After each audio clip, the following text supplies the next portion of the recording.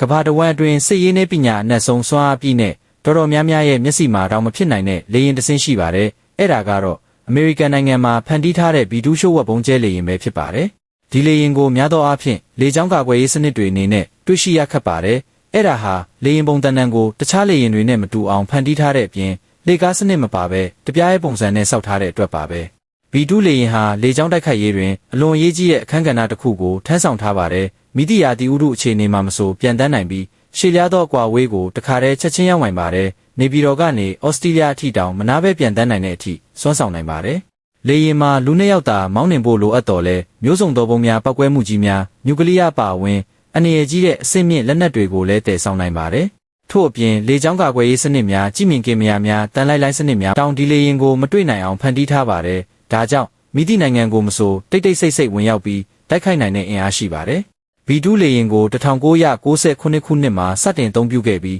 ယခုအချိန်ထိအမေရိကန်နိုင်ငံရဲ့အင်အားပြည့်တပ်ဖွဲ့ဖြစ်တပ်မတော်ရဲ့မှာဆက်လက်အသုံးပြုနေစေဖြစ်ပါတယ်။လေယာဉ်တစ်စင်းချင်းစီဖန်တီးဖို့အတွက်ဒေါ်လာဘီလီယံပေါင်းများစွာကုန်ကျသွားရတယ်လို့တွက်ချက်ထားပြီးကမ္ဘာပေါ်မှာနိုင်ငံများစုကပိုင်ဆိုင်ဖို့မလွယ်ကူတဲ့လေယာဉ်မျိုးစားတစ်ခုပဲဖြစ်ပါတယ်။ B2 လေယာဉ်ကနည်းပညာမြင့်ပြီးစွမ်းအားပြင်းထန်တဲ့လေယာဉ်တစ်စင်းဖြစ်ပါတယ်။အမေရိကန်နိုင်ငံရဲ့စစ်ရေးတပ်ဖွဲ့အတွက်အရေးကြီးဆုံးအင်အားတစ်ခုအနေနဲ့ယနေ့ထိအသုံးပြုနေစေဖြစ်ပါတယ်။ယခုရက်ပိုင်းအီရန်မှာတွားရောက်ပြီးဘုံကျဲတိုက်ခိုက်တာအားလုံးအသိဖြစ်ပြီးစွမ်းဆောင်ရည်ပိုင်းကတော့သိတဲ့အတိုင်းပဲထူးချွန်လာပါတယ်။